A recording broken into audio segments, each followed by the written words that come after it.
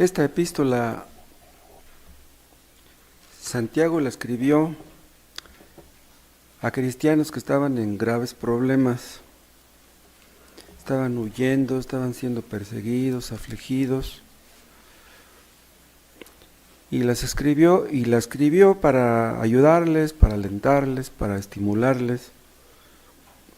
Cuando los cristianos son probados, el diablo se frota las manos. De inicio, acuérdense, Santiago les dice: tened por sumo gozo cuando os halléis en diversas pruebas. Y vaya que las pruebas de ellos eran diversas. Estaban siendo probados socialmente. Ya estaban marginados, ya estaban huyendo. La sociedad los rechazaba. Estaban siendo probados en sentido familiar. ¿Por qué? Porque los maridos que eran convertidos, no por eso la esposa iba a ser convertida también, ni los hijos. Entonces tenía que huir el marido, pues tenían que huir todos junto con él. Si tenían hijos jóvenes y no eran convertidos: papá, ¿pero por qué te metiste en esto? Mira, ya ves, por ser cristiano ahora ya nos andan persiguiendo. Entonces tendrían problemas con la sociedad y tendrían problemas con la familia. Tenían problemas en sentido físico, porque pues tenían que dormir en las cuevas, en el campo, en el monte, donde cayera. Incomodidades. Estaban siendo probados en sentido económico, porque pues estaban perdiendo sus posesiones, y a quién le gusta eso. Entonces las pruebas de ellos eran muy duras. Algunos irían en pequeños grupos, una familia junto con otra, tal vez se unían para apoyarse el uno al otro, yo no lo sé, pero entre ellos también podrían tener problemas, porque cuando el pecado aflora en uno, puede contagiar al otro. Las pruebas manifiestan lo que hay en nuestro corazón. Entonces, estaban en una situación muy difícil. Lo que Santiago escribió tenía el propósito de ayudarles, y yo no sé si entre ustedes que están aquí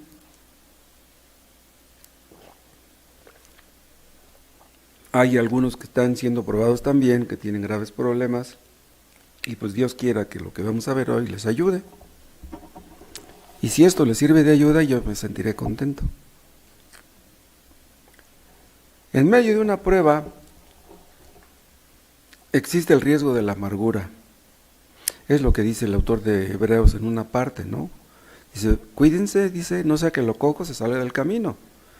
Dice: van ustedes rengueando, van caminando la vida cristiana con dificultad, tengan mucho cuidado, no se salgan del camino. Dice: no sea que brotando alguna raíz de amargura, dice, muchos sean contaminados. Cuando las cosas no son como nosotros quisiéramos que fueran, podemos caer en la amargura. ¿Cuánto daño hace la amargura? ¿Por qué las cosas no son como yo quiero? ¿Por qué no tengo lo que quiero? ¿Por qué le pido a Dios ayuda y no me ayuda? La persecución, las aflicciones, las crisis manifiestan si nuestros motivos son correctos. Se supone que un cristiano quiere hacer la voluntad de Dios en todo, pero la prueba, la aflicción, saca a la luz, saca a flote lo que hay en nuestro corazón. Dice Santiago, le cité en los primeros versículos, que debemos tener por sumo gozo cuando nos hallemos en diversas pruebas, pero eso es muy difícil. Es más, sin la ayuda de Dios es imposible. ¿Quién puede estar contento en medio de una persecución? A nadie le gusta sufrir.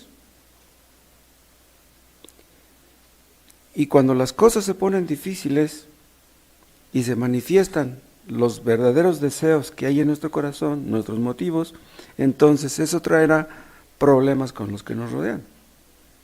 Salen al descubierto nuestro egoísmo, nuestra soberbia, nuestra falta de fe, nuestra incredulidad, nuestra falta de amor.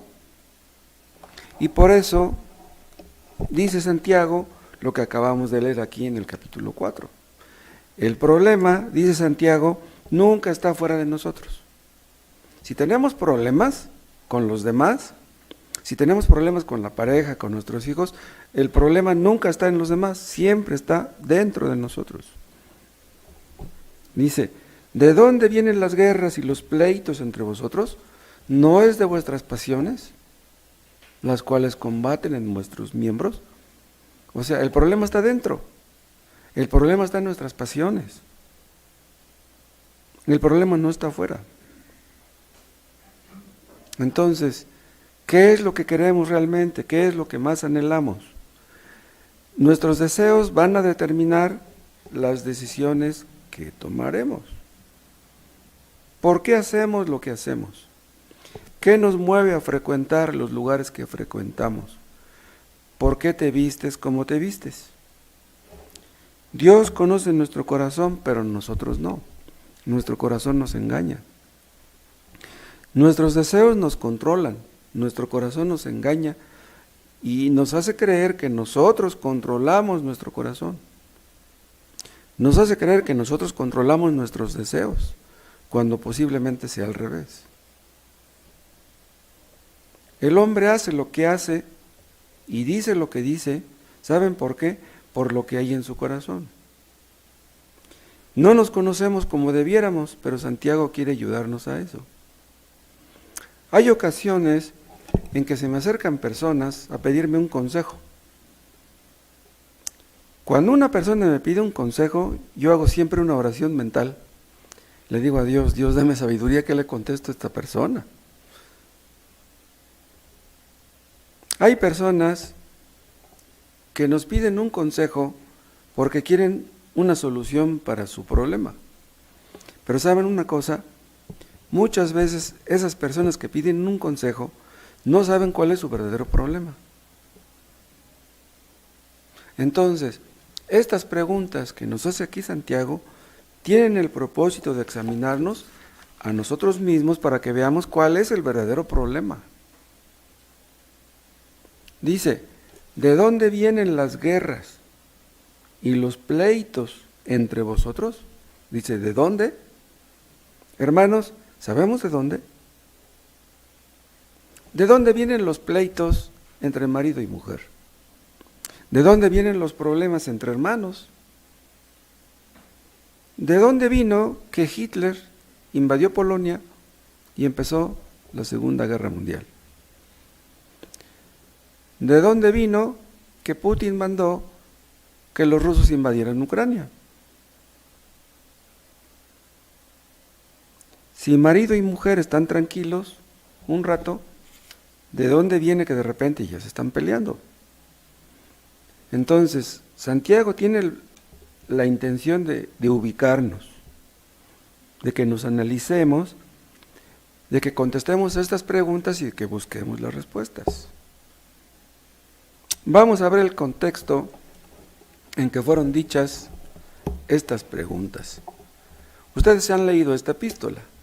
En el capítulo 3, Santiago habla de la lengua. Entre ellos había problemas por causa de la lengua. Hermanos, yo he dicho muchas veces palabras que después he tenido que tragármelas. He dicho palabras que después lamenté haberlas dicho, pero ya las dijiste, ¿qué vas a hacer ahora? Dice Santiago que la lengua es un miembro muy pequeño, pero es capaz de hacer grandes cosas. Dice 3:1, hermanos míos, no os hagáis maestros muchos de vosotros, sabiendo que recibiremos mayor condenación, porque todos ofendemos muchas veces. Si alguno no ofende en palabra, este es varón perfecto, capaz también de refrenar todo el cuerpo. He aquí, nosotros ponemos freno en la boca de los caballos para que nos obedezcan y dirigimos así todo su cuerpo. Mirad también las naves, los barcos, aunque tan grandes y llevadas de impetuosos vientos, son gobernadas con un muy pequeño timón por donde el que las gobierna quiere. Así también la lengua es un miembro pequeño, vean, pero se jacta de grandes cosas. He aquí cuán grande bosque enciende un pequeño fuego. Y la lengua es un fuego, un mundo de maldad. La lengua está puesta entre nuestros miembros y contamina todo el cuerpo e inflama la rueda de la creación, y ella misma es inflamada por el infierno. Porque toda naturaleza de bestias y de aves y de serpientes y de seres del mar se doma y ha sido domada por la naturaleza humana, pero ningún hombre puede domar la lengua o dominar la lengua, que es un mal que no puede ser refrenada, llena de veneno mortal. Hermanos, con la lengua podemos hacer mucho bien, con la lengua podemos hacer mucho mal. Una lengua fuera de control, ¿cuánto mal puede hacer? Nosotros los cristianos somos exhortados por Salomón a no hablar como dando estocadas de espada. Bien, esta es la espada. Pues los creyentes podemos usar la lengua, o más bien, podemos usar esta espada para hacer mal y no bien. Un cristiano puede agarrar la Biblia para agarrar a la persona a bibliazos. En lugar de hacerle bien con un texto a la persona, hacerle un mal. Usar nuestros conocimientos no para bien, no para edificar, no para sanar, no para curar, no para ayudar, sino para destruir, para hacer daño, para ofender. En este mismo capítulo 3 de Santiago, hace un contraste en la sabiduría que es de lo alto y la sabiduría que es terrenal. Dice que la sabiduría de lo alto es mansa, humilde, llena de buenos frutos, que produce paz. La sabiduría que es de lo alto. Pero hay una sabiduría que es carnal, que es terrenal, que es diabólica. Y que se demuestra con los celos amargos y con las contiendas. Dice el 3:13, ¿quién es sabio y entendido entre vosotros? Dice, muestre por la buena conducta sus obras en sabia mansedumbre. Pero si tenéis celos amargos y contención en vuestro corazón, no os jactéis ni mintáis contra la verdad, porque esta sabiduría no es la que desciende de lo alto, sino terrenal, animal, diabólica. Esta sabiduría que es carnal y diabólica, ¿qué es lo que produce? Pleitos, conflictos, problemas familiares, problemas matrimoniales, problemas entre hermanos. Y lo que empieza a decir en el capítulo 4 es una clara continuación de lo que ya dijo en el capítulo 3. Entonces, Santiago está preocupado por los conflictos entre hermanos. El hermano Tomás nos contaba hace tiempo de cómo iglesias en Estados Unidos, iglesias verdaderas, se llegaron a dividir por pleitos entre hermanos, problemas por cosas absurdas, porque cada quien quiere defender sus derechos. Vamos a ver algunos conceptos, algunas palabras que menciona aquí Santiago y que son claves para el entendimiento de este párrafo. En el versículo 1 dice, ¿de dónde vienen las guerras y los pleitos entre vosotros? ¿No es de vuestras pasiones? Anoten esta palabra, pasiones. Y luego en el 2 dice, codiciáis, otra palabra muy interesante. Y luego al final, después de donde dice codiciáis, dice, matáis y ardéis de envidia. Esta palabra envidia la vamos a analizar ahorita también. Y luego el 3, pedís y no recibís porque pedís mal para gastar en vuestros deleites. O otra palabra muy interesante, la palabra deleites. Estas pasiones que menciona en el versículo 1 se ocultan, se disfrazan. Son una amenaza. ¿Saben qué hacen estas pasiones? Afectan nuestras relaciones interpersonales, afectan nuestra vida de oración, afectan nuestra forma como vemos el mundo. Después en el versículo 4 habla de la mundanalidad. Esas pasiones nos conducen a eso. Y eso, en lugar de hacernos amigos de nuestros hermanos, nos hacen amigos del mundo. Vean cómo dice el 4, oh almas adúlteras, está hablando a creyentes. ¿No sabéis que la amistad del mundo es enemistad contra Dios? Cualquiera pues que quiera ser amigo del mundo se constituye enemigo de Dios. Nos metemos en problemas con los hermanos, nos metemos en problemas con Dios. Nos hacemos enemigos de Dios. Imagínense hasta dónde nos pueden conducir las pasiones fuera de control. Pero siendo una situación tan peligrosa, Dios nos muestra el remedio. Santiago quiere que seamos guiados por Dios, no por nuestras pasiones, que Dios nos controle, que el Espíritu Santo nos controle y no nuestras pasiones. Lo que Dios quiere es lo que dice en el versículo 8, es que nos acerquemos a Él. En lugar de alejarnos de nuestros hermanos, en lugar de acercarnos al mundo, en lugar de acercarnos al diablo, quiere que lo resistamos y que nos acerquemos a Él. El diablo usa nuestras pasiones y usa al mundo para alejarnos de Dios.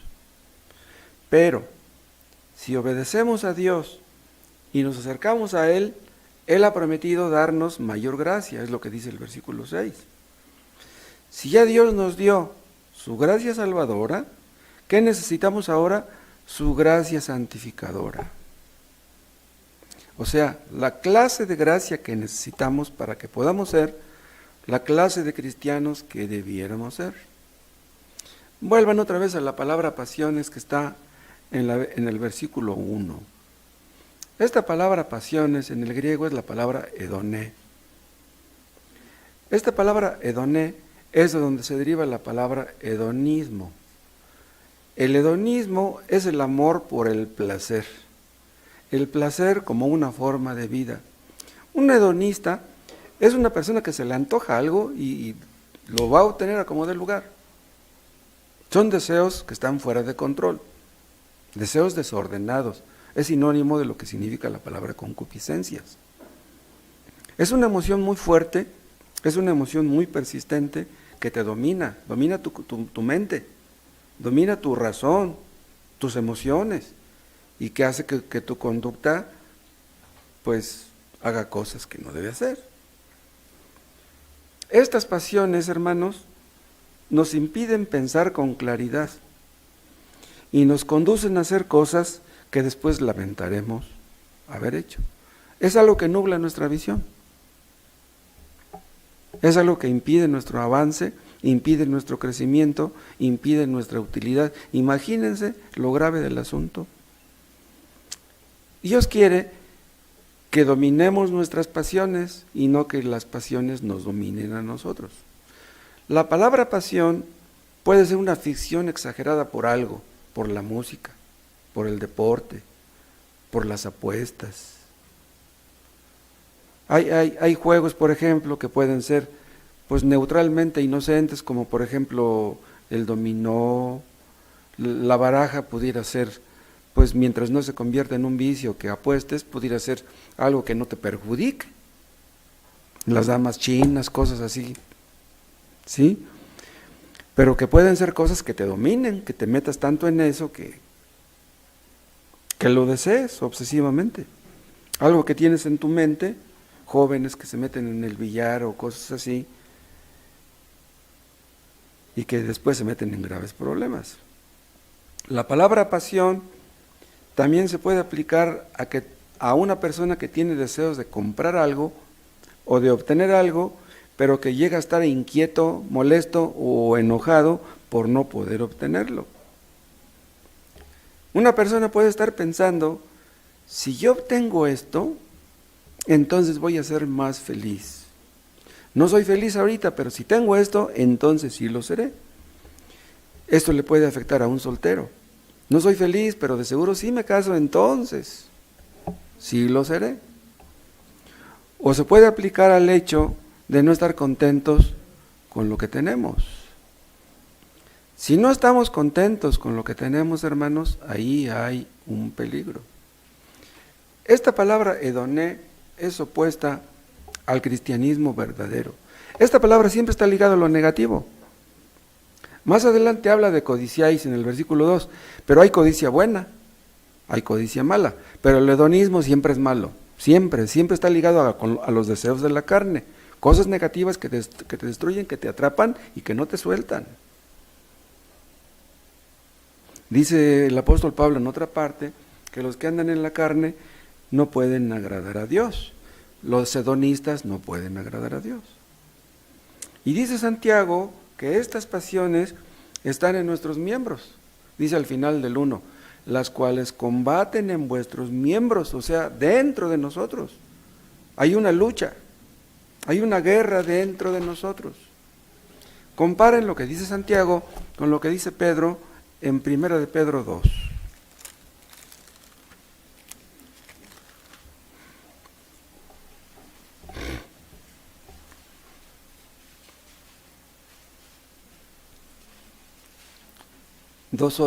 Y noten ustedes una cosa, Pedro escribe igual a cristianos que están siendo perseguidos, lo mismo que Santiago, 2:11. Amados, yo os ruego como a extranjeros y peregrinos que os abstengáis de los deseos carnales que batallan contra el alma. Vean, guerrean contra el alma, contra la naturaleza espiritual del cristiano. Hay un problema dentro de nosotros.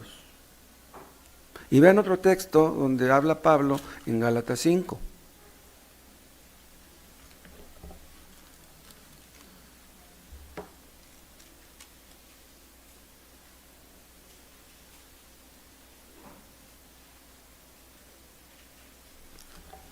Digo pues, 5:16, digo pues, andad en el Espíritu y no satisfagáis los deseos de la carne. Vean, dentro de nosotros los creyentes hay dos corrientes, hay deseos carnales, hay deseos espirituales.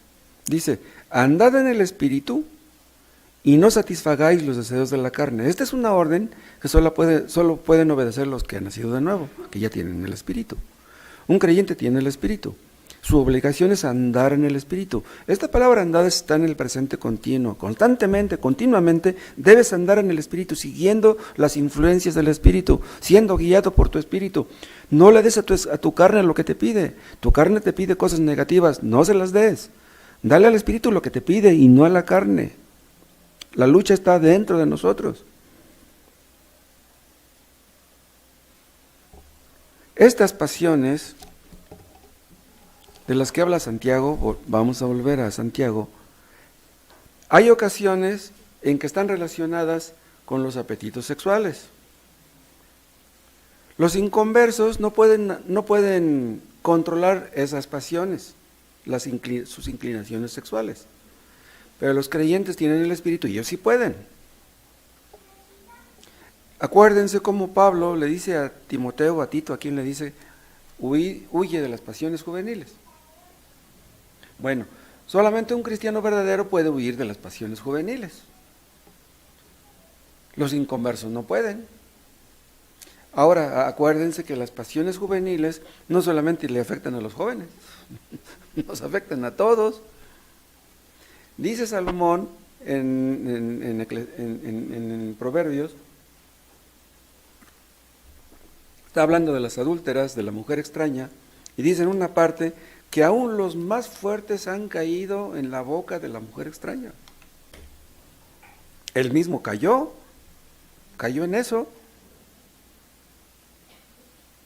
Y cuando cayó no era un joven inexperto, ya fue en su vejez.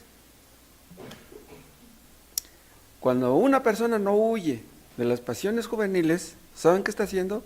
Se está acercando a ellas. Si no te alejas del fuego, te vas a acercar al fuego, no vas a permanecer neutral. Y acaban sucumbiendo, quedando marcados de por vida. Entonces más te vale que digan, aquí corrió, y no que aquí cayó. Hay otra parte donde Pablo dice que en los postreros días, o sea los postreros días empezaron de Cristo para acá. ¿Por qué se llaman postreros días?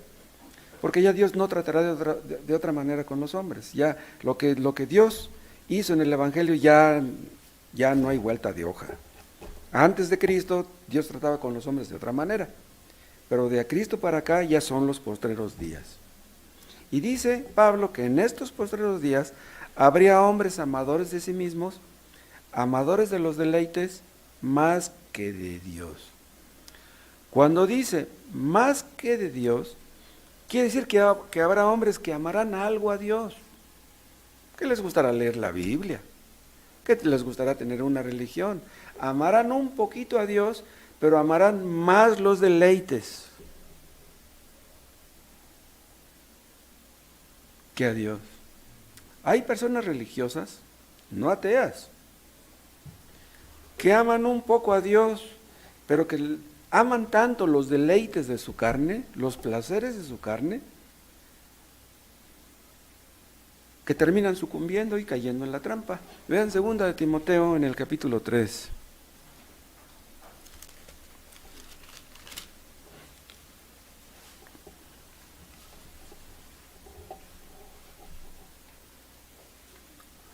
Segunda de Timoteo 3:1, también debes saber esto, que en los postreros días vendrán tiempos peligrosos. Vaya que estamos viviendo tiempos peligrosos, porque habrá hombres amadores de sí mismos, avaros, vanagloriosos, soberbios, blasfemos, desobedientes a los padres, ingratos, impíos, sin afecto natural, implacables, calumniadores, intemperantes, crueles, aborrecedores de lo bueno, traidores, impetuosos, infatuados, amadores de los deleites más que de Dios. Vean, está hablando de personas que dicen ser cristianas, personas que tienen una religión, que es posible que se deleiten en su religión, pero no en Dios. Es lo que pasaba con los fariseos. Los fariseos se jactaban de su religión, estaban orgullosos, amaban su religión, pero mataron a Cristo. ¡Qué tremendo! Entonces, si hasta este punto nos pueden conducir nuestras pasiones, Dios quiere que las controlemos. Los inconversos no pueden. Los inconversos hacen lo que quieren, lo que les hace sentir bien. Los inconversos le dan a su estómago lo que se les antoja. Pablo habla de algunos cuyo Dios es su vientre. O sea, le hacen caso a su vientre, le dan a su estómago lo que se les antoja. Son capaces de gastar en los mejores restaurantes, comer cosas que les pueden perjudicar. No les importa, el asunto es satisfacer su antojo. La gula ha destruido a muchos. Y vuelvan a Santiago. Dice en el versículo 3, acerca de algunos que pedían dinero a Dios, dice 4:3, pedís y no recibís. ¿Por qué no recibís? Dice, porque pedís mal, para gastar en vuestros deleites, o sea, en cosas que les satisfacen. ¿Quieres dinero? Para satisfacer tus antojos, en las cosas que te deleitan a ti. Pero no pides dinero para mis deleites, para satisfacerme a mí. Te importa tu estómago, pero yo no te importo. Te importan las cosas de tu carne, pero no las de tu espíritu. Hermanos, nos importan nuestros deleites, las cosas que nos deleitan a nosotros, y no nos importan las cosas que le deleitan a Él. Juan habla en una de sus epístolas de los deseos de la carne, de los deseos de los ojos, de la vanagloria de la vida. Esto, en síntesis, es la mundanalidad. La mundanalidad ha inutilizado a muchos, ha destruido a muchos. El hedonismo, el amor por los placeres, el amor por las cosas que este mundo ofrece, el placer que el hombre encuentra en el pecado, deleites que te atrapan, que empezaron siendo como una forma de curiosidad o un pequeño placer, y de repente estás tan atrapado que ya no te puedes zafar. Ya no puedes vivir sin esas cosas. La carne nunca se llena, quiere más y más. Y no sé si sepan, hermanos, que aún los filósofos griegos hablaban mal del hedonismo. Decían que el hedonismo destruía tanto a los hombres como a las mujeres. Destruía el propósito de la vida. Los budistas, en el fondo del budismo, son contrarios al hedonismo. Vean, aún esas personas entienden que eso es malo.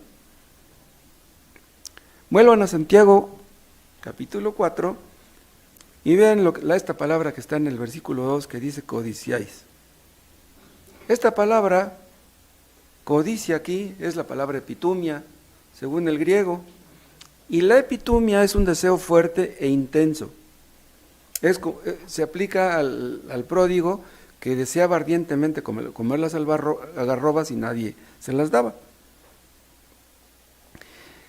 Y todo indica que esta codicia de la que está, yo les dije hace rato que hay una codicia buena, pero aquí todo indica que esta codicia la está relacionando Santiago con el dinero, porque dice en el 3, pedís y no recibís porque pedís mal para gastar en vuestros deleites.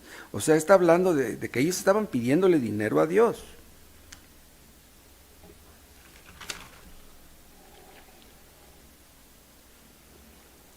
El hedonismo siempre tiene una connotación negativa, pero yo les dije hay codicias que pueden ser buenas, pero la codicia relacionada con el dinero siempre también es mala. Pablo habla de las codicias locas y dañosas que hunden a los hombres en destrucción y perdición. Hermanos, muchos problemas matrimoniales, divorcios, por problemas ocasionados por el dinero. Porque el dinero no les alcanza, porque el dinero no les rinde, porque la mujer piensa que el marido es un tacaño o porque gasta demasiado. El asunto es que por problemas de dinero hay graves problemas. ¿Saben ustedes, hermanos, que la Biblia habla más del dinero que de la fe, que del amor, que del cielo y que del infierno? Por todas partes hay citas acerca del dinero. Dios sabe que a nosotros nos importa mucho el dinero. La codicia afecta no solamente a los ricos, sino también a los pobres. Si no estamos contentos con lo que tenemos, hermanos, en el fondo es porque somos codiciosos. Creer que si tuviéramos más de lo que tenemos, seríamos más felices. Son muchos los que dicen creer que la felicidad no depende del dinero, pero lo dicen, pero la verdad es que actúan como si lo creyeran. Y si les decimos que son codiciosos, no lo creerán. Esta palabra epitumia también se aplica a codiciar mujeres ajenas, como dice el 10º mandamiento. El 10º mandamiento no solamente condena la codicia del dinero, sino codiciar el asno y la casa y quién sabe cuántas cosas del vecino. ¿Por qué hay algunos que caen en adulterio? ¿Saben por qué? Pues la respuesta es sencilla: por las pasiones insatisfechas de su corazón. Como sus mujeres no les dan el respeto que ellos creen merecer, buscan ese respeto o ese afecto en otras mujeres. Y las mujeres que caen en adulterio es por cosas parecidas. Como mi marido no me da el amor que yo merezco, pues entonces lo voy a buscar en otra persona. Buscan fuera de la casa lo que no encuentran en su casa. ¿Y por qué hay muchos que buscan el alcohol, que buscan las drogas? Es por lo mismo. Deseos insatisfechos. No son felices, están amargados. ¿Ustedes creen que un alcohólico, un borracho, busca el alcohol porque tiene el alcohol buen sabor? No, el alcohol no tiene buen sabor. La cerveza no sabe sabrosa. Lo que buscan esas personas es lo que les hace sentir, cómo se sienten después de tomarse una copa. Se sienten mal y el vicio les hace sentir bien. Detrás de cada vicio hay frustración, amargura, infelicidad, decepción. Y detrás de cada adulterio también. Y detrás de cada robo también. ¿Por qué los ladrones empezaron a robar? Es que ellos creían merecer más de lo que tenían. Y como no tenían lo que querían, dicen, no, como mis padres no me dan lo que yo necesito o merezco, como Dios no me da lo que yo necesito o merezco, yo lo voy a tomar. Ya me cansé de ser pobre. Sufrí mucho en mi niñez, no, ahora yo voy a tener lo que yo quiera. Pobres muchachos se dedican al narco porque quieren ser ricos, quieren tener dinero fácil en lugar de ponerse a trabajar. Cuando las pasiones no se controlan, cualquier cosa puede ocurrir. Se te nubla la mente, las consecuencias ya no te importan. La pasión se apodera de nuestra personalidad. Les conté de aquel muchacho que le dijo a una muchacha, quiero tener un hijo tuyo. no quiero que te cases conmigo, lo que quiero es tener un hijo contigo. ¡Wow! ¿Hasta qué punto llegará una muchacha para decir esas palabras? Dice Santiago en el capítulo 1 que cada uno es tentado cuando de su propia concupiscencia es atraído y seducido. ¿Se acuerdan de ese versículo? Cuando un joven cae en tentación, cualquier persona, el problema nunca está afuera, dice, de su propia concupiscencia, de sus deseos incontrolados. Esos deseos incontrolados son los que hacen que caigas en tentación. Y es así cuando da luz el pecado. Vean lo que dice en Santiago 1:13. Cuando alguno es tentado, no diga que es tentado de parte de Dios, porque Dios no puede ser tentado por el mal, ni Él tienta a nadie, sino que cada uno es tentado cuando de su propia concupiscencia, vean, es atraído y seducido. Vean, esta atracción y esta seducción es algo paulatino, ¿sí? Es algo que puede ser progresivo. Y dice el 15, entonces la concupiscencia, después que ha concebido, da a luz el pecado, y el pecado siendo consumado, da a luz la muerte. Es todo un proceso. Empieza siendo como un jueguito, una simple mirada, un clic, ¿sí? Ahí en el internet, y ya caíste en la trampa. Si una muchacha le coquetea a un cristiano y éste cae en tentación, ¿Dios tiene algo que ver en el asunto? Dios, te pedí que me libraras de tentación, ¿por qué permitiste que esa muchacha me coqueteara? No, Dios no tienta a nadie.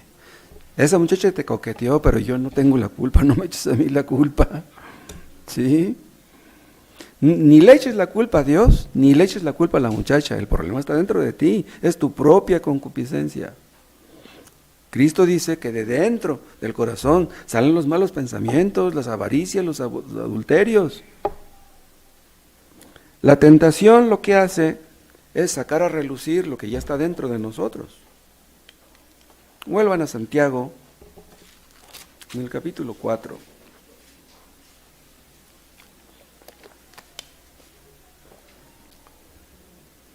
(4:2) codiciáis si no tenéis, matáis y ardáis de envidia. Ven, esta palabra envidia.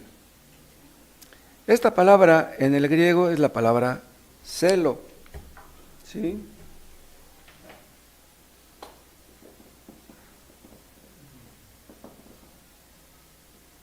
De esta palabra se deriva la palabra que nosotros conocemos como celo o celos. Pero aquí en la versión 60 dice envidia. Y vamos a ver por qué.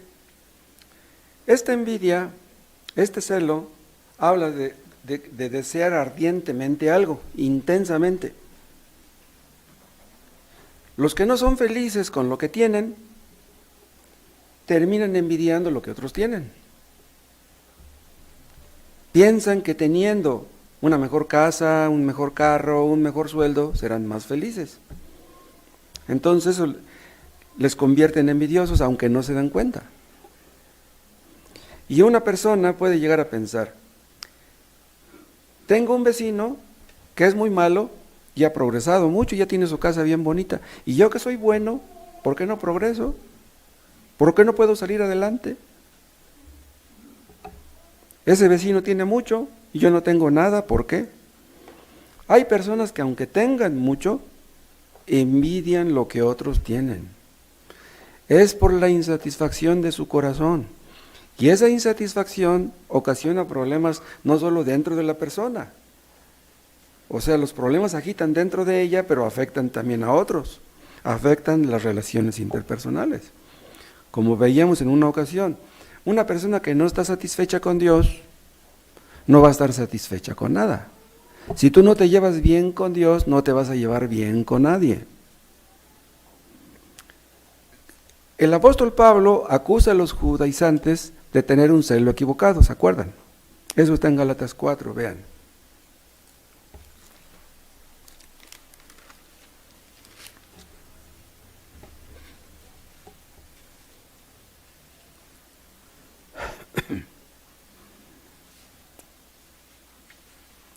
Los judaizantes querían distraer a los creyentes de Galacia, alejarlos de la justificación por la fe, de la salvación por la gracia. Y dice el 17, 4:17, ¿tienen celo por vosotros? Aquí se puede traducir, tienen envidia de nosotros, ¿sí? O sea, en lugar de que ustedes nos sigan a nosotros, quieren que los sigan a ellos. Dice, tienen celo por vosotros, dice, pero no para bien, sino que quieren apartaros de nosotros para que vosotros tengáis celo por ellos. O sea, estos judaizantes eran celosos porque querían las almas para ellos. No querían las almas para Cristo, querían que lo siguieran a ellos, querían que siguieran al hombre. Ese no era un celo bueno, ese era un celo malo. O sea, hay celo que es bueno ser celoso siempre. Hay otra parte donde dice el Pablo. O sea, debemos ser celosos de la gloria de Dios, que los hombres busquen a Cristo, que sigan a Cristo, que obedezcan a Dios. El asunto no es que nos sigan a nosotros o que crean en nosotros, sino que le sigan a Él y le obedezcan a Él. Entonces, el celo de los judaizantes era un celo malo porque alejaba a los hombres de Dios en lugar de que los acercaran. El celo bueno es desear ardientemente la gloria de Dios, buscar la gloria de Dios, que los hombres conozcan a Cristo, que le amen, que le obedezcan. Un celo bueno sería, por ejemplo, una envidia buena, sería que si vemos a los testigos de Jehová, que andan evangelizando, que andan de casa en casa, el pensar, ¿cómo es posible que estos tipos andan evangelizando y yo no? O ver, por ejemplo, que los pentecostales tienen mucha gente y decimos, estos cuates enseñan mentiras en su iglesia y mira, tienen un montón de seguidores y nosotros tenemos tan poquitos. ¿Cómo es posible que estos fulanos tienen más clientela? Vamos a decirlo de esta manera. ¿Por qué hay tantos que buscan a la Virgen de Guadalupe? Mira, ahorita en la Basílica de Guadalupe hay 1500 ahí metidos escuchando a misa y aquí nomás sabemos 80. Esa es envidia buena. ¿Qué haré yo para mejorar esto? ¿Por qué la mentira prolifera? ¿Y por qué la verdad casi no es conocida? O sea que Dios nos dé esta clase de celo por dar a conocer a Cristo. Pero ahí está lo malo. Hay mujeres que destruyen sus matrimonios por sus celos. Ellas, las mujeres celosas, quieren estar por encima de las prioridades y de los afectos de su marido. Yo quiero que mi marido me ame a mí más que a nadie en el mundo. Lo que una esposa debe de buscar es que su marido ame a Cristo, no que la ame a ella. Si tú oras porque tu marido ame a Cristo y ella ama a Cristo más que a ti, ella te va a dar a ti el lugar que te corresponde. Pero Cristo debe estar por encima de ti. El que ama a su mujer y a sus hijos más que a mí, no es digno de mí. Un marido debe de amar más a Cristo que a su esposa. Pero las esposas que quieren ser amadas, que quieren estar en primer lugar en la lista de prioridades, van a ser celosas, van a ser posesivas y van a destruir su matrimonio. Porque tú no eres una diosa, como yo les comentaba hace 8 días. ¿Saben ustedes quiénes son los mejores maridos? Los que ponen en su lista de prioridades primero a Cristo. Esos son los mejores maridos. ¿Y saben quiénes son los peores? Los que ponen primero a su esposa. Si tú pones a tu esposa primero que a Cristo, ya fracasaste. No eres digno de Cristo. ¿De qué serviría que mi esposa me vea como un buen esposo si Dios me tiene como un mal siervo? Que Dios nos dé que nuestro celo sea del bueno, que busquemos la gloria de Dios y no la nuestra. Vean Tito, capítulo 3.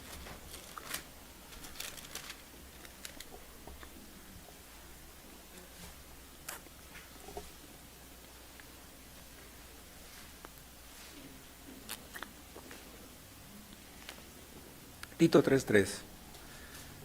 Porque nosotros también éramos en otro tiempo insensatos, rebeldes, extraviados, esclavos de concupiscencias y deleites diversos, viviendo en malicia y envidia, aborrecibles y aborreciéndonos unos a otros. Esta palabra concupiscencias que está aquí en 3.3 es la palabra epitumia, y luego donde dice deleites es la palabra edoné, que yo les mencionaba hace rato. ¿Y qué es lo que dice aquí Pablo? Que éramos esclavos de estas cosas antes. Lejos de Cristo teníamos esa tendencia natural hacia estas cosas. Y eso se aplica, escuchen, no solamente a los hombres, se aplica a las mujeres e incluso a los niños. Los niños desde pequeños son hedonistas, pequeños hedonistas, quisieran que sus padres se sujetaran a ellos en lugar de que ellos se sujetaran a sus padres. Quieren comer lo que les gusta, quieren ver el celular y la televisión el tiempo que ellos quieren, no quieren restricciones, no quieren limitaciones. Sin el Espíritu Santo el hombre es esclavo de estas cosas. Desean esto, desean aquello, pero no desean lo que debieran desear. El hombre sin Cristo suspira por cosas que no le benefician y menosprecia lo más importante. Pero vean, hay concupiscencias que no son necesariamente ruines, inmorales. Hay concupiscencias que pueden ser refinadas. Pero una concupiscencia, si no es coherente con la voluntad de Dios, es mala.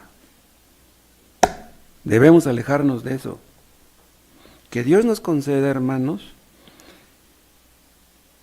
no lo que deleita a nuestra carne, sino lo que le deleita a Él.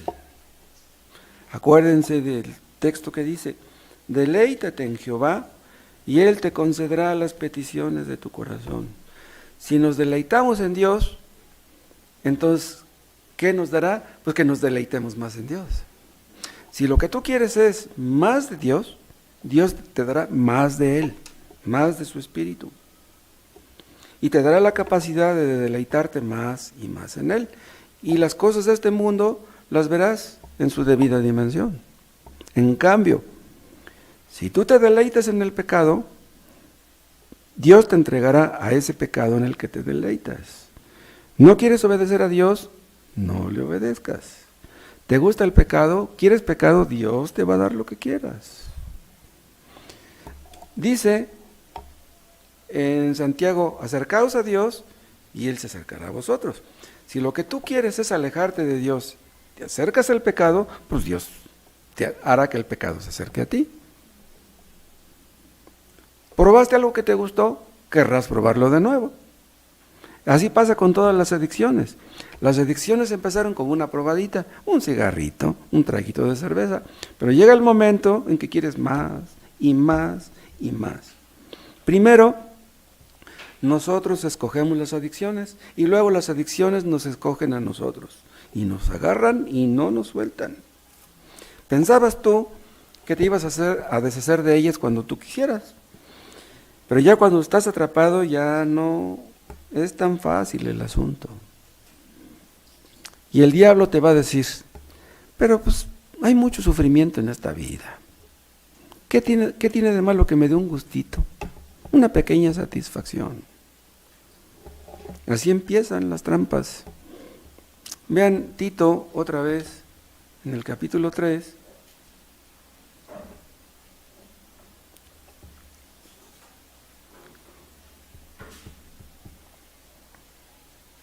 Tito 3:3, porque nosotros también éramos en otro tiempo insensatos, rebeldes, extraviados, esclavos de concupiscencias, y ven cómo dice, deleites diversos.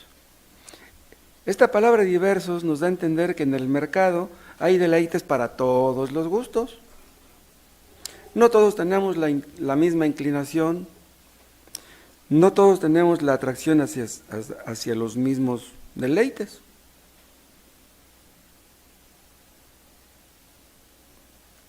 Pero pues el diablo azuza cualquier cosa con tal de atraparnos. Qué fácil, yo les hablaba hace rato de darle a nuestro vientre lo que nos pide. Si te pide 10 tacos con mucho picante, pues ¿cuál es el problema? Luego te tomas un Pepto-Bismol o un omeprazol y no hay problema. Pero ¿dónde puede topar eso? En que llegues a pesar 150 kilos y que quieras bajar de peso. Vean Colosenses capítulo 3.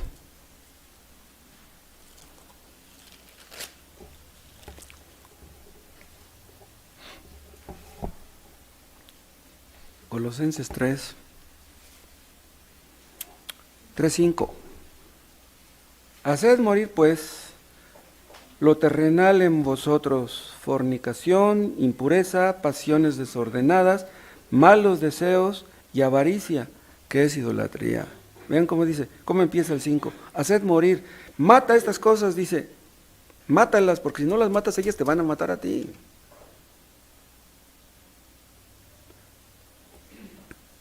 Cualquier cosa terrenal nos inutiliza. Dice, haced morir pues lo terrenal. Y vean lo que dice 3:2. Poned la mira en las cosas de arriba, dice, no en las terrenales. Apunta a las cosas de arriba. Primera a Tesalonicenses 4.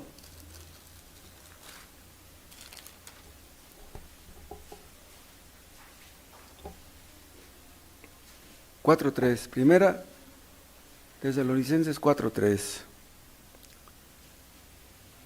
Pues la voluntad de Dios es vuestra santificación, que os apartéis de fornicación, que cada uno de vosotros sepa tener su propia esposa en santidad y honor, no en pasión de concupiscencia como los gentiles que no conocen a Dios. Hermanos, ¿cuántos matrimonios, cuántas familias enteras destruidas por la fornicación y el adulterio?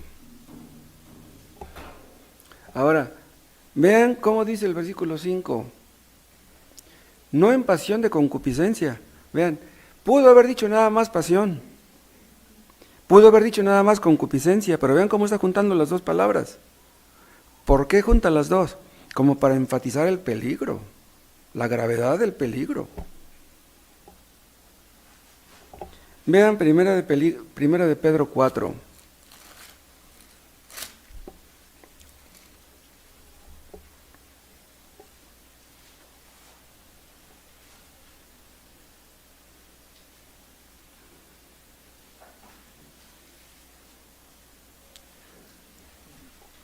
Primera de Pedro 4:1.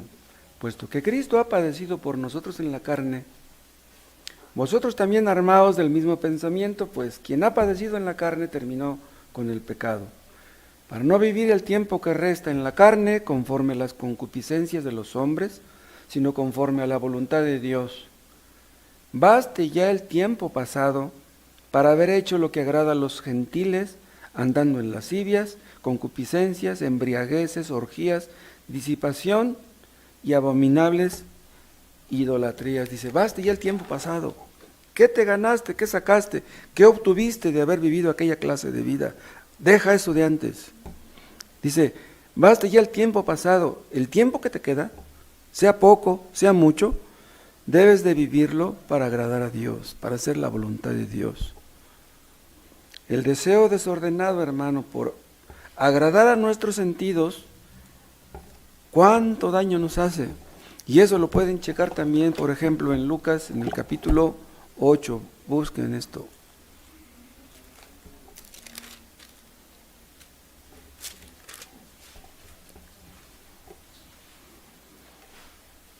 Aquí, al igual que Mateo 13, habla el evangelista acerca de la parábola del sembrador. Y aquí la explica Lucas, dice en 8:14.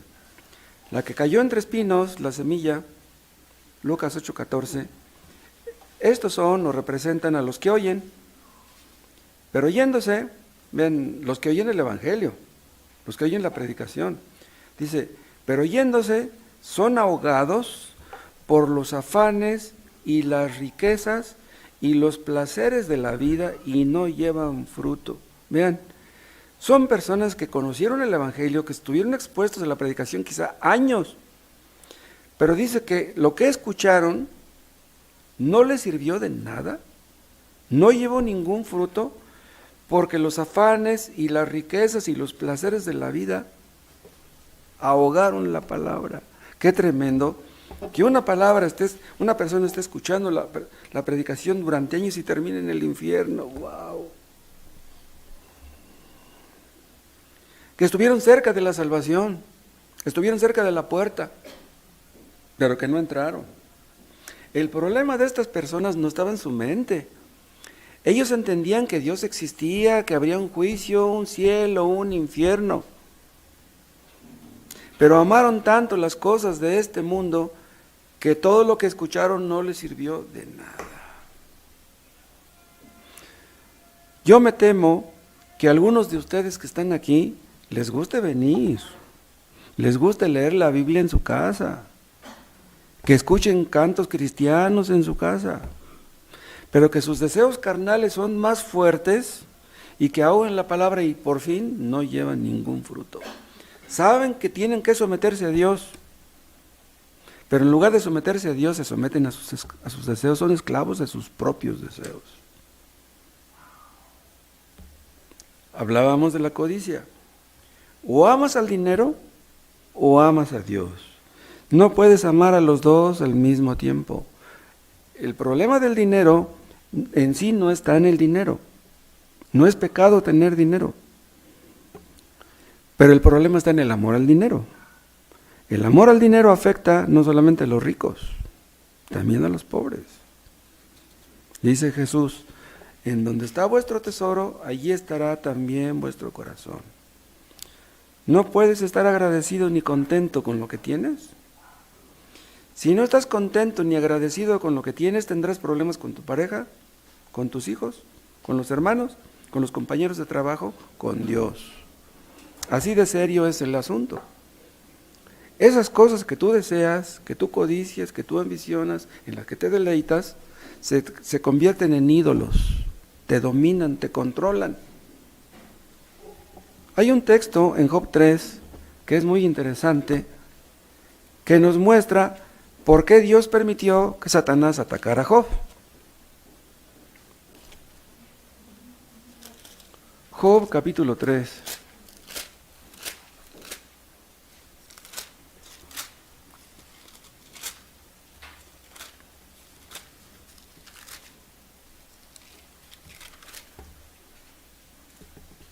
Bien, está hablando Job, ya perdió a sus hijos, ya perdió sus animales. Y vean lo que dice en el versículo 25. Porque el temor que me espantaba me ha venido, y me ha acontecido lo que yo temía. Vean lo que dice. Me ha acontecido lo que yo temía. ¿Qué quiere decir esto? Que Job tenía miedo de perder su dinero. Tenía miedo de perder a sus hijos, tenía miedo de perder sus posesiones. ¿Qué quiere decir esto? Que Job estaba en peligro. Hay personas que posiblemente no puedan ni dormir por temer lo que tienen, por no poder obtener lo que tienen, lo que quieren, o por temor de perder lo que ya tienen.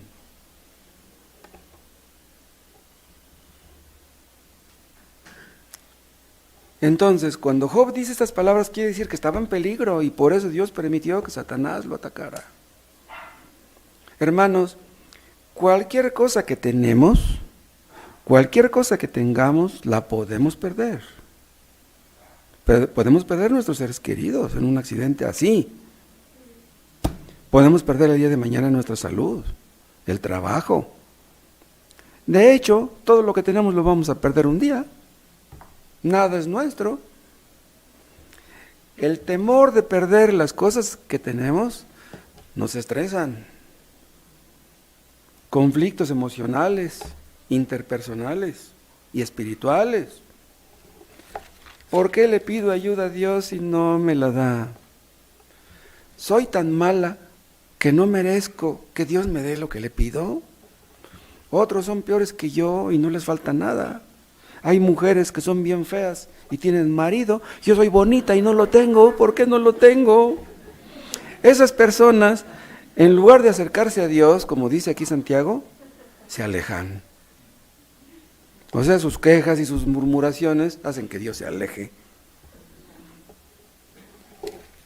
Esas personas tal vez quieren que Dios se acerque a ellas, y ¿saben quién es quien se les acerca? Vean cómo dice aquí, 4:7, Santiago 4:7. Someteos pues a Dios, resistid al diablo y huirá de vosotros. Pero si tú, en lugar de someterte a Dios, te acercas al diablo, pues ¿qué va a suceder? Pues que el diablo se va a acercar a ti. Quieres que Dios se acerque, pero a fin de cuentas con tus actitudes, quien se te acerca es el diablo.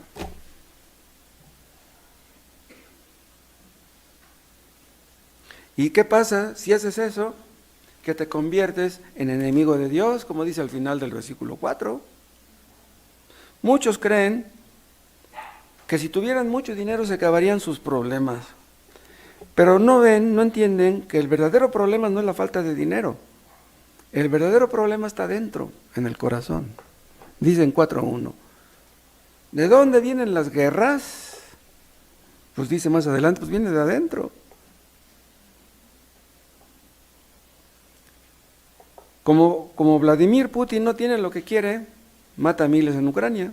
¿Saben qué es lo que quiere Putin? Acabar con Zelensky, el presidente de Ucrania. ¿Por qué? Porque Zelensky no se le somete.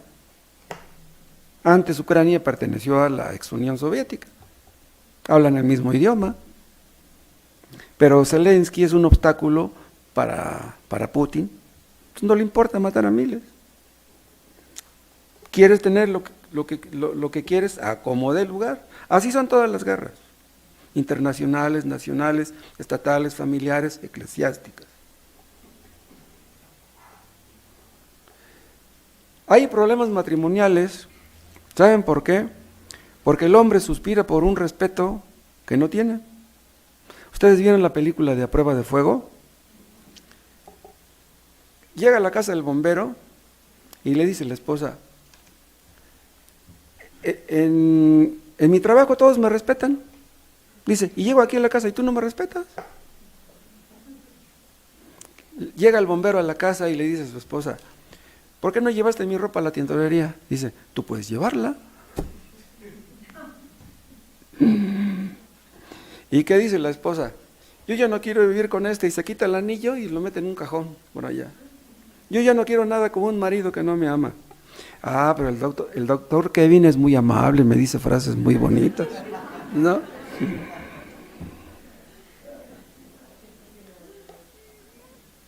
Y volviendo al tema del dinero, un creyente puede llegar a pensar, asusado por el diablo, Dios es el dueño del oro y de la plata, es el dueño de todo el dinero.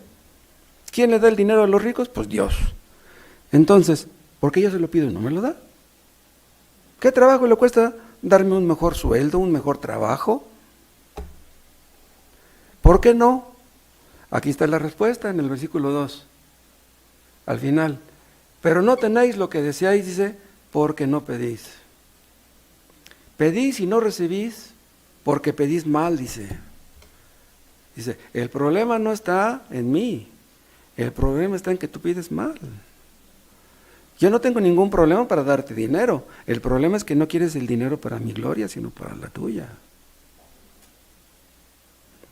El problema está en tus deseos egoístas. Te importan tus asuntos, te importa tu refrigerador, tu despensa, te importan tus hijos, pero yo no te importo. Dice en el 2, ¿de dónde vienen las guerras y los pleitos entre vosotros? No ven, el 2, codiciáis y no tenéis, matáis y ardéis de envidia. ¿Pero por qué dice matáis? ¿A poco un cristiano puede llegar a matar? ¿Acaso las pasiones fuera de control de un cristiano le pueden conducir a un asesinato? Tal vez no, pero recordemos que Dios ve el odio y el rencor como asesinato. Los estándares de Dios no son como los nuestros. Dios ve una mirada lujuriosa como si fuera adulterio, como si fuera fornicación. Podemos matar con la lengua, a través de un chisme. Podemos matar la reputación de un hermano, hablando mal de él. Codiciáis y no tenéis. Matáis. No.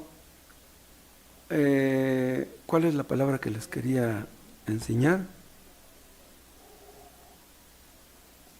No, la palabra guerras, que está aquí en el versículo 1, es la que les quería enseñar. ¿De dónde vienen las guerras? Esta palabra guerras, en el griego, ¿saben cómo se escribe? Polemos. Esta palabra polemos es de donde se deriva la palabra polémica. Las polémicas entre hermanos, ¿saben a qué pueden conducirnos? A tener un distanciamiento entre nosotros, o a que guardemos resentimiento contra algún hermano. Yo les comentaba en la introducción casi, que con la lengua podemos hacer mucho bien o mucho mal. Hermanos, nunca hablemos mal de nuestros hermanos con nadie, nunca, mucho menos delante de nuestros hijos. Nunca hablemos mal de nuestros hermanos delante de nuestros hijos inconversos. Si tenemos un problema con un hermano, hablemos con él. ¿Qué tenemos que andárselo comentando a otros? Vean Gálatas 5.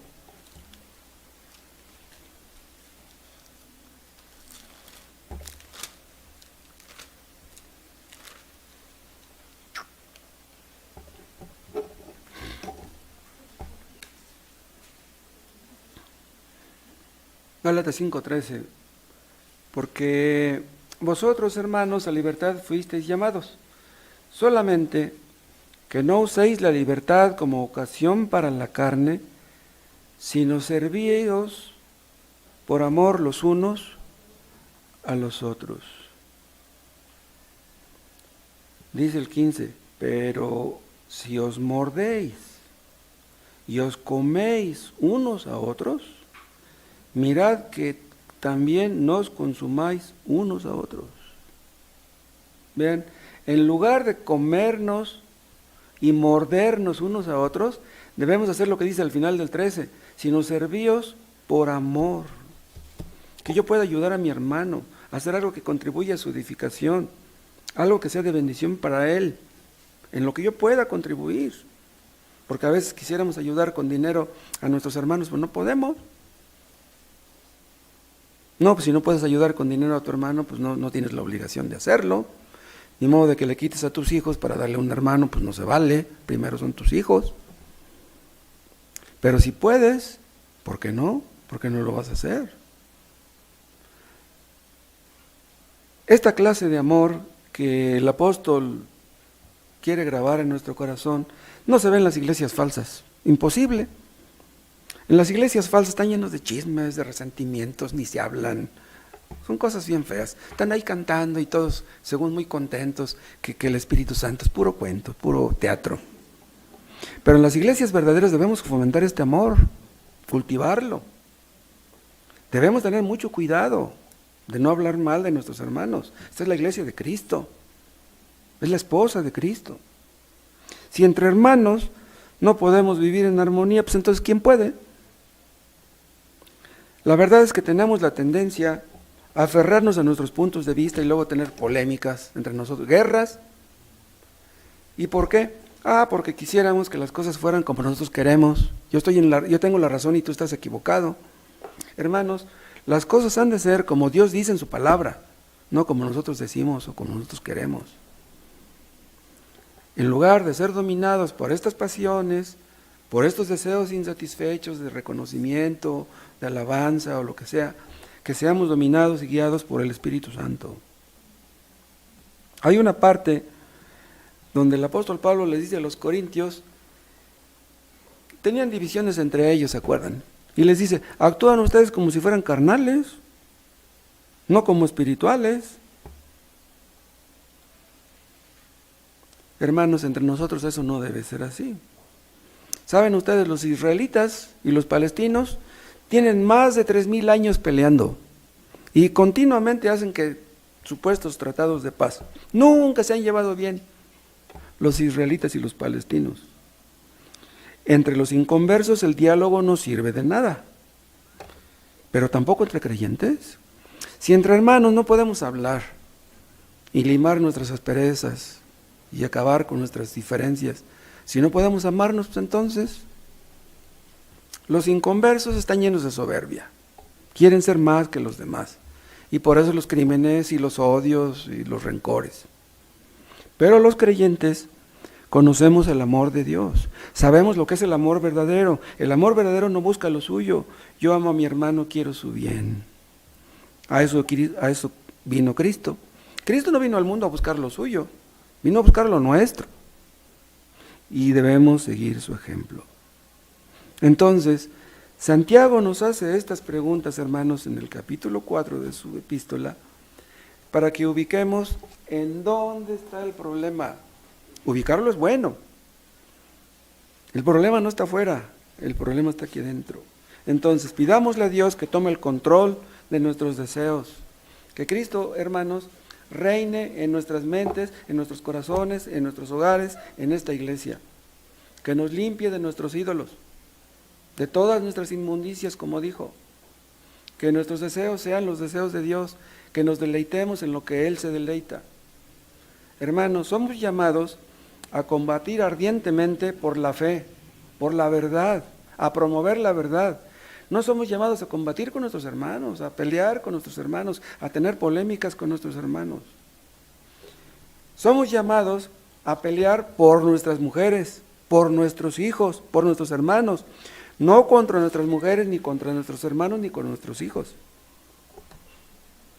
Es mucho lo que está en juego, hermanos. Dios nos conceda que nuestros deseos sean espirituales y no carnales.